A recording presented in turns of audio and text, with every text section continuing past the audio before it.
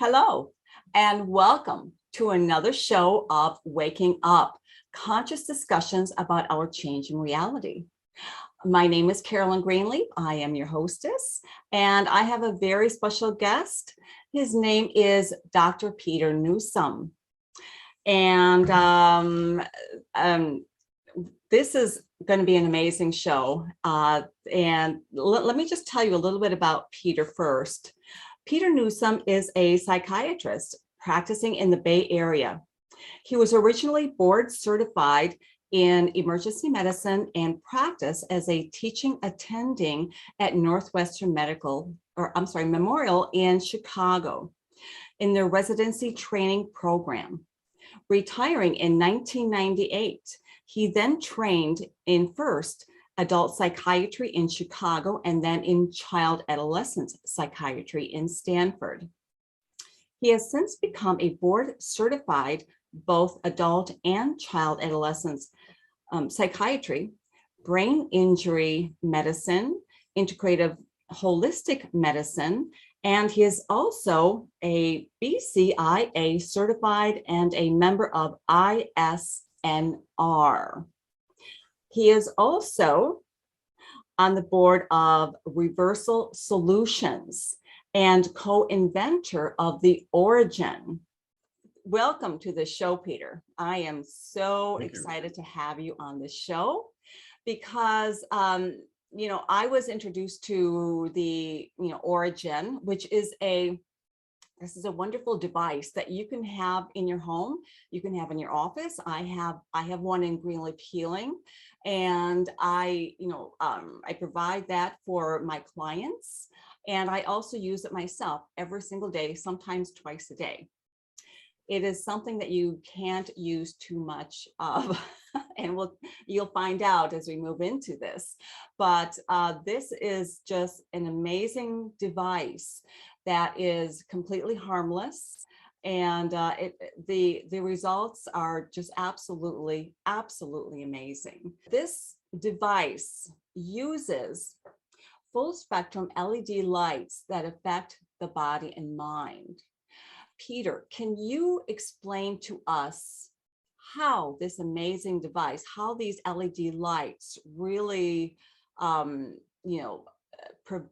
produce these profound effects? Remember, to begin with, that we have what have been called light-sensitive, non-visual phototransduction pathways. What does that mean? So visual pathways are seeing, right? I see stuff, I see a building across the street, I can see that, it's a part of my visual pathway. But there's other ways that light is entering my body and entering my brain that it's not visual at all, but I have pathways that are using that light for very, very important purposes. Let me give you just a couple simple examples. First of all, the first thing that was discovered, and the first way in which I think you could say we were discovered to be light deprived, was by our learning about blue light. And everyone knows about blue light now, but when this came out maybe 10 years ago, it was a big deal.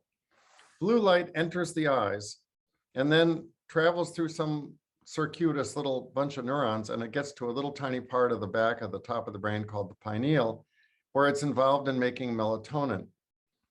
As everyone knows, melatonin is what helps us go to sleep. Well, it turns out that melatonin is sent out by the brain into the bloodstream about 16 hours after you first start getting very bright outdoor light.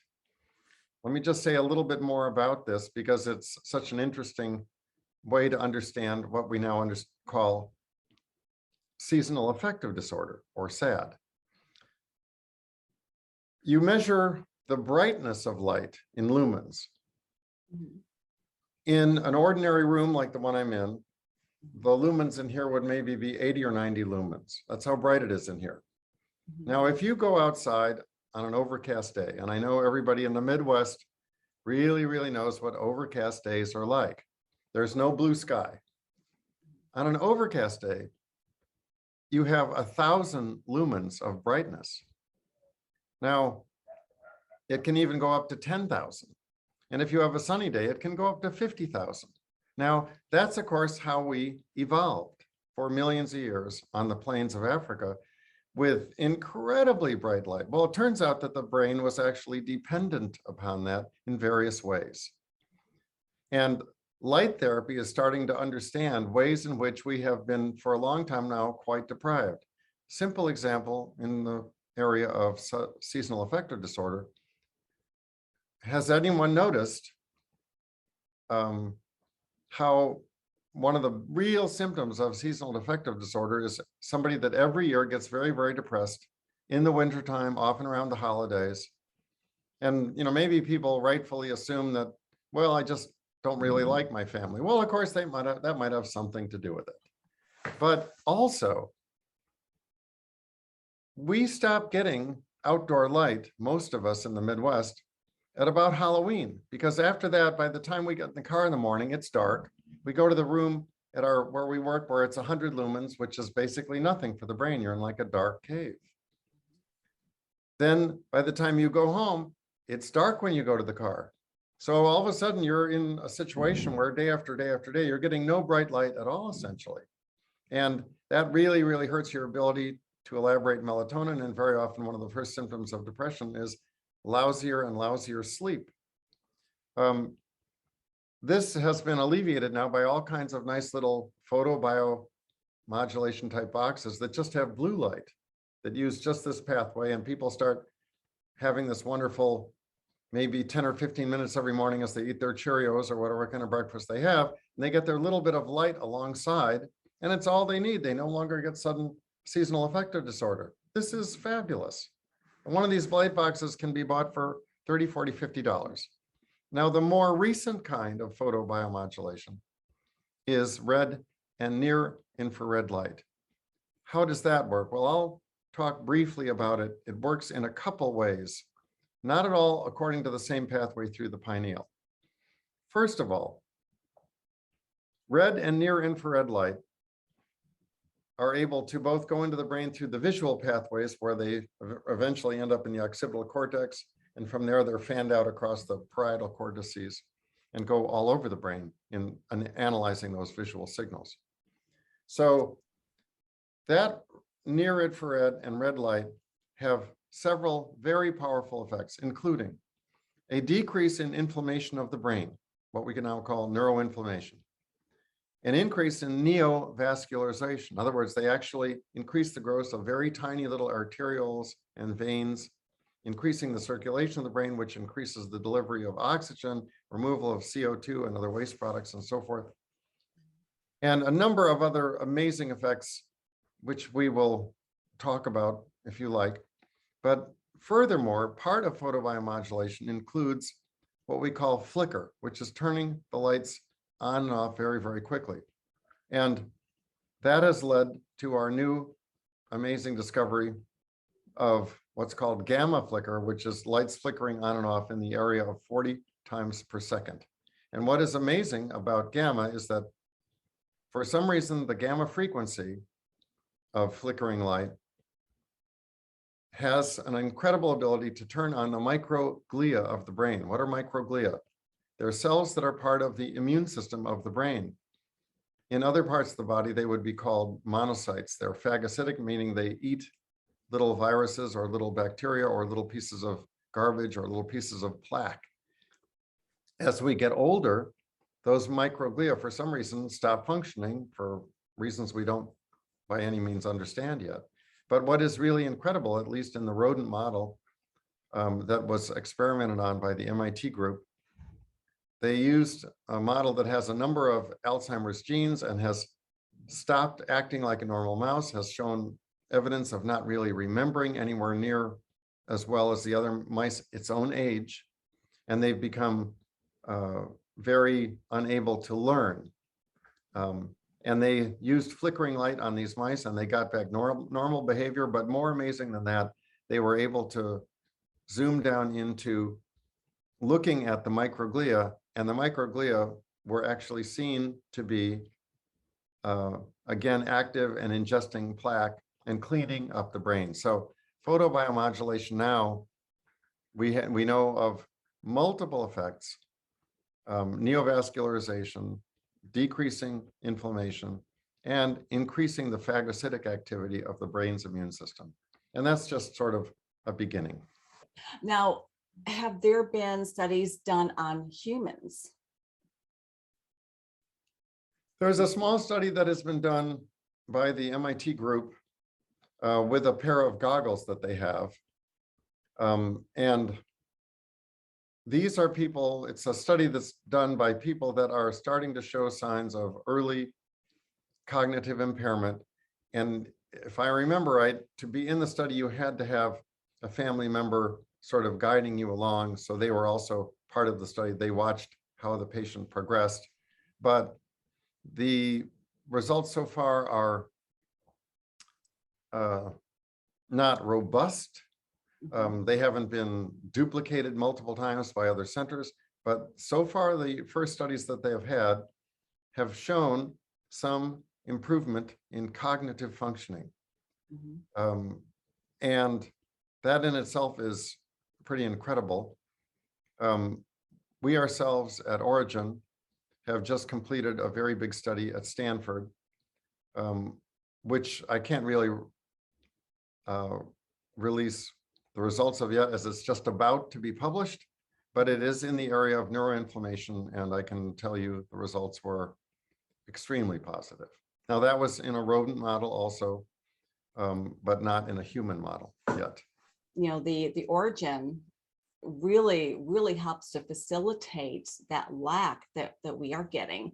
And now, I mean, people are they're chained to their desk. And a lot of people are doing so much remote work from home that they're not even getting outside to, you know, to walk into the parking lot or to, you know, these kinds of things. So, you know, for some people, I think some of these, you know, sad or depressive, issues are getting worse at times. So I mean, me myself, I use this machine at least once a day, sometimes twice a day, and I have noticed a profound effect.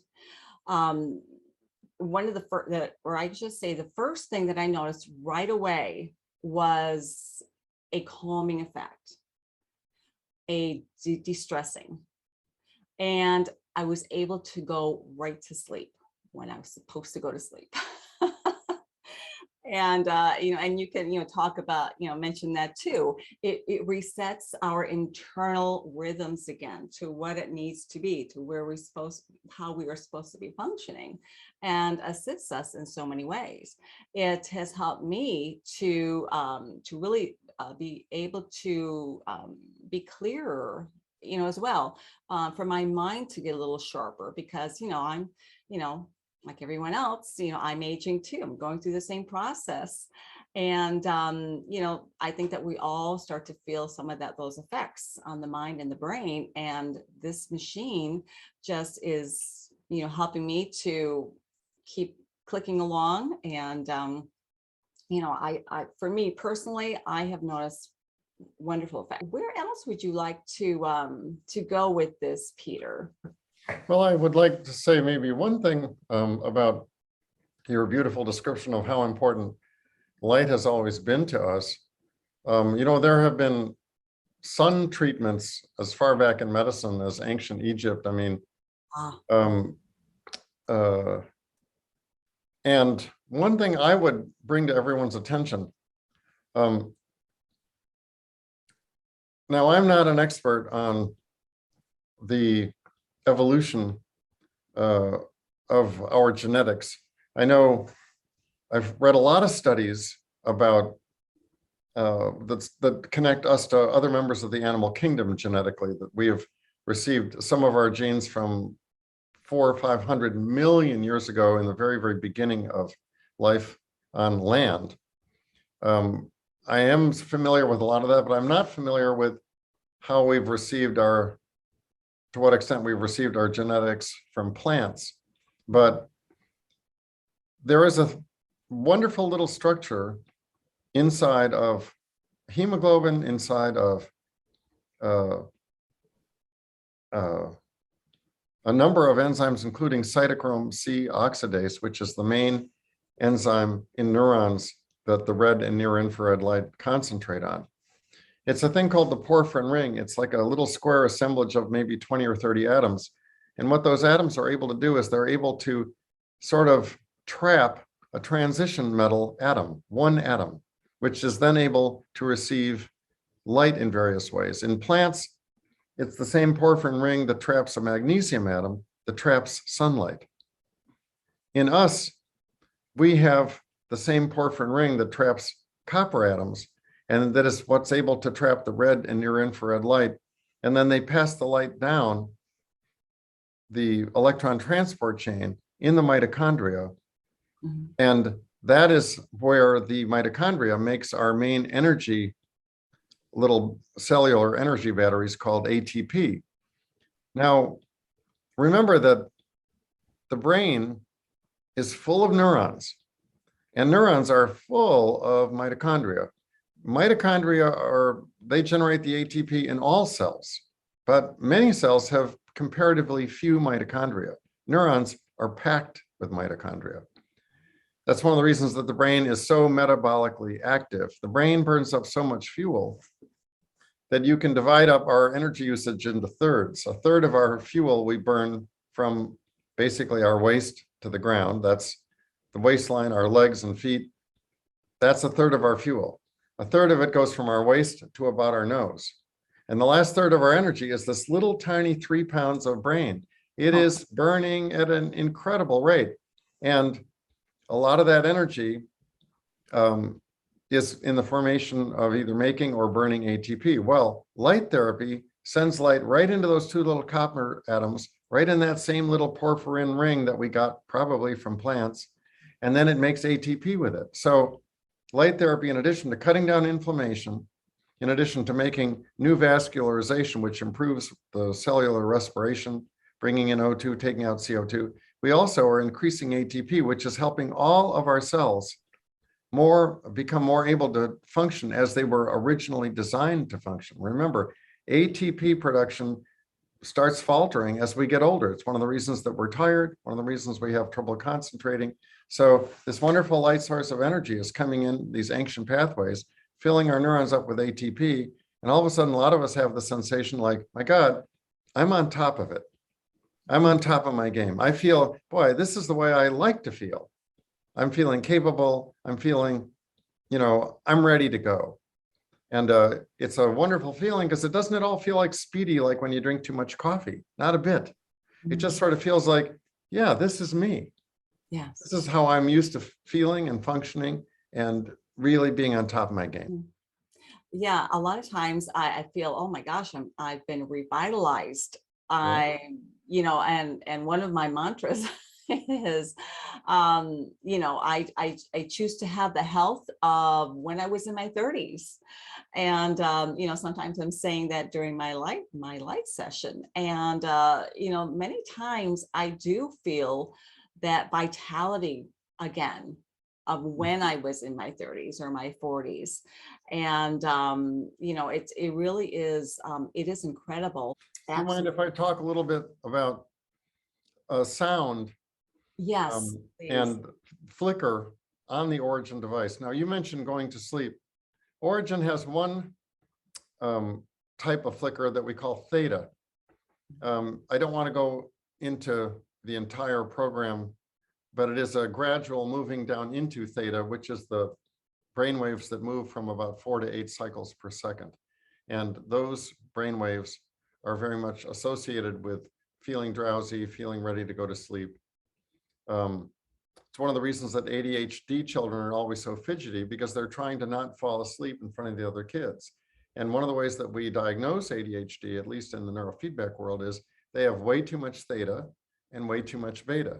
And of course, neurofeedback is a wonderful way to train those children out of ADHD, and extremely successful with no stimulants ever.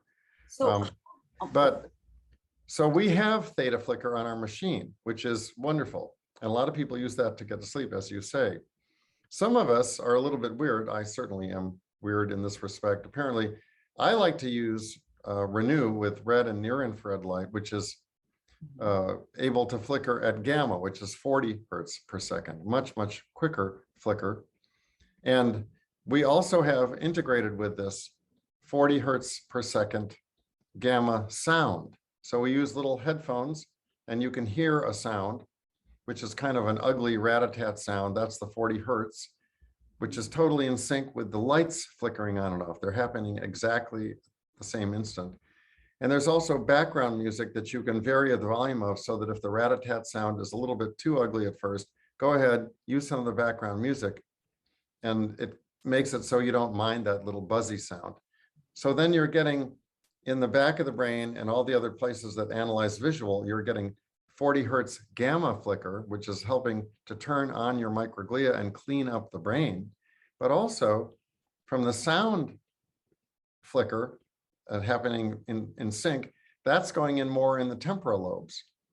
Remember also that the hood with its 300 plus LEDs travels sort of like this across the entire face.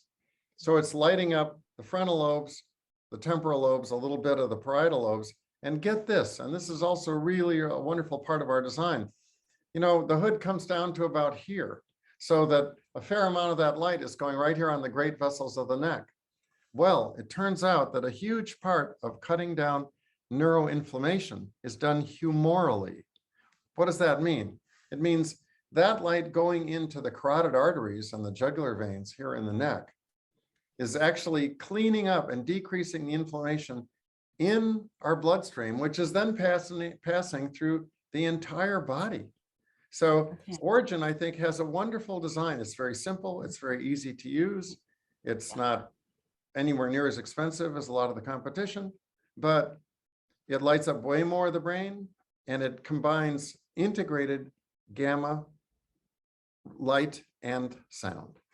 I do believe that that my use of the Auragen, and I've been using it for, I think it's been about 2 years. I would say that my condition has been improving. Wonderful. Let's talk a little bit more about the gamma in the brain. Okay, and as we age, it starts to deteriorate. And could you explain also what gamma is for, most people don't understand what that is. Sure. So I used to provide, I was one of the very lucky people to come along into psychiatry right about the time that neurofeedback started happening. And I am such a fan of neurofeedback, I cannot tell you, and I've seen it do miracles in my office. We started offering neurofeedback in my office in, I think, 2007. And when you start learning about neurofeedback, you're mostly talking about the classic areas of theta, beta, not really much delta, alpha. What are these Greek letters? Well, delta is the wave that our brain makes, meaning that's only happening about 1 to 3 per second. It's a very slow wave. Theta is the slightly faster wave, 4 to 8 cycles per second, associated with being quite drowsy, but also with being creative, sort of a dreamlike state where a lot of creativity can happen. The next state is associated classically with meditation and mindfulness states. That's alpha, which is like from 9 up to 11 or 12. And then you get into the area of beta, and beta has slow, medium, and fast. The fastest part of the beta range, up in the 30s, is associated with anxiety and sort of thinking sort of too fast and too much for comfort. Then there's the good range, which is in the 20s, and that's associated with concentration and focus. And then the very fastest range of waves, which is not part of classic neurofeedback, is gamma, which is from 40 to 100. The old machines didn't really measure gamma. Neurofeedback, at least from my understanding of it, mostly started from delta up through high beta in the 30s. The first machine I ever saw in neurofeedback that could get anywhere in gamma, I believe, was the Brainmaster machine. Now there's a number of machines that track it. And what is the simplest way to sort of describe this is our brain starts out in childhood with a lot more theta, and gradually as we go through adolescence, we make more beta. But we always have lots of delta during sleep, normal sleep anyway, and we have gamma from the time we're little. And gamma starts to fade as we get into our 50s and 60s. Now, we're only just starting to learn what gamma is. Some people think it's associated with higher meditative states, and that could well be.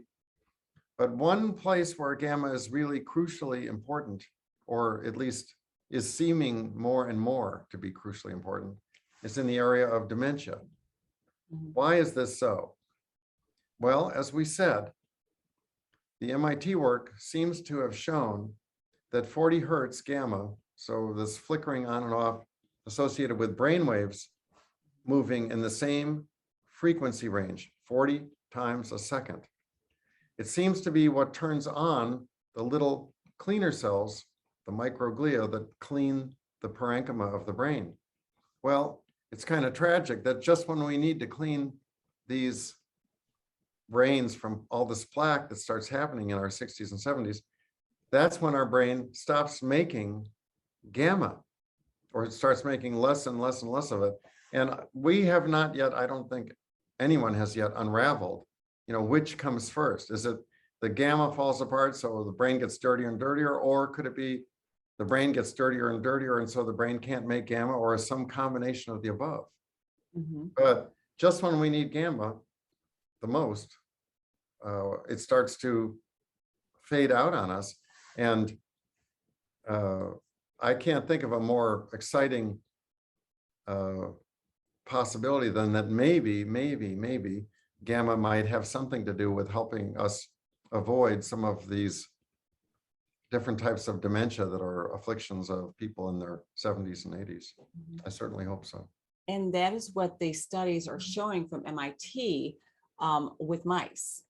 And remember, this one small study with humans with the little goggles, which did seem to show some improvement in cognitive functioning. So far, these are not robust studies, but they're in the right direction.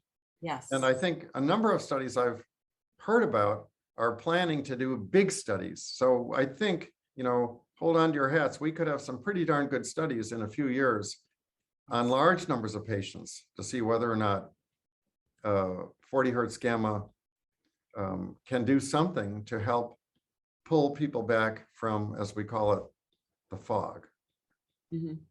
And I remember reading in that study that it is a combination of 40 hertz of the flickering or the light, and then also 40 hertz in the sound, the clicking. Yes, I believe the little goggles have that. Now notice what the goggles don't have. So the goggles affect obviously the eyes, and that means that they light up the retinas. That means they light up the optic radiations which travel back on the base of the brain, and it lights up the occipital cortex. So to some degree, it lights up a fair amount of the brain, at least to whatever degree that pathway, no doubt, attenuates somewhat the farther along the pathway you go.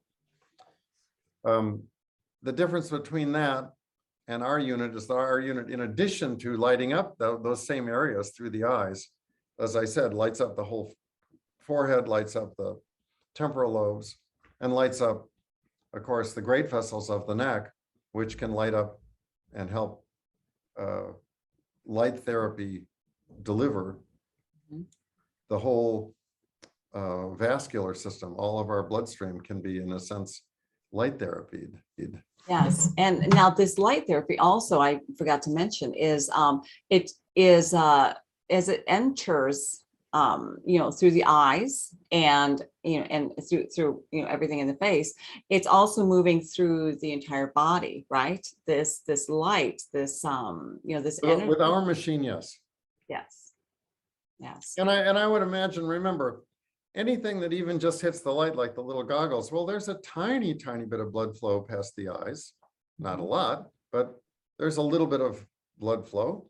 maybe 1% or something of our total blood volume. But if you're doing this light for 30 minutes and you have a fair amount of this light from the edge of the hood coming down and landing on your neck, you're giving light therapy to probably your entire blood volume over a 30-minute scan, I would think, because so much blood travels through the great vessels of the neck. Yes, yes, yes, yes. I also wanted to mention that the effects of the light and sound therapy through this device is also cumulative. It keeps building and building, and as Peter was saying, keeping cleaning up the body, getting it, and I do believe it does help to get us back to our factory settings. I'll say one other thing about this is that you can do a lot of meditation during your light treatment. You can lie there and you can listen to the sound, but you can do meditation at the exact same second. It's a great, great, great way. I tell all my people that I know using the light, I say, do your meditation while you're lying down. Absolutely. They work great together. And look at the conditions where photobiomodulation has really been shown to have some beneficial effects in psychiatry. PTSD, depression, traumatic brain injury, addiction, a couple others. All of them are conditions that also have shown a great response to mindfulness. It's amazing. Yeah. But, we are going to have to wrap up the show, but I would love to have you on. There's a lot of different things that we can, continue to discuss. And I would love to do that. For more information, you can go to either my website, greenleafhealing.com, or to reversalsolutions.com. And, if you let them know that Greenleaf Healing sent you, Greenleaf Healing will give you a $50 cash back after, the purchases are complete and all of that. But, it's a wonderful deal.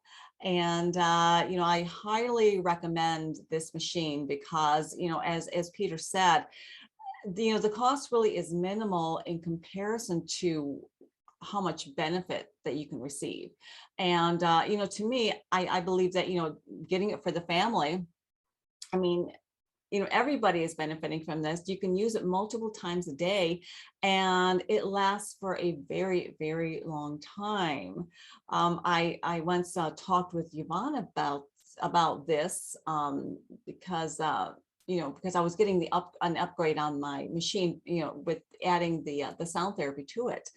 And I asked her, how long do these LED lights last? And now Yvonne is one of the co-founders and of this machine, and she said that she had seen some of these types of machines last for 15 years or more. So, this is definitely, something that gives you a return on your money very quickly, and it just keeps giving and giving. So, I can't say enough about this amazing machine. So if you have any other last words, Peter, before we wrap this up? It's been delightful, and I look forward to chatting again. Thanks so much for this chat. Thank you, Peter. I'm honored to have you here as a guest. And, if you have any questions at all, I'm sure that, you can, reach Peter. I will also include Peter's full bio and links and whatever else to, to contact him yourself. And you can also contact me through greenleafhealing.com. And, all the links to everything will be available to you as well. So until next time, I wish all of you abundant blessings and tremendous light. Return to light.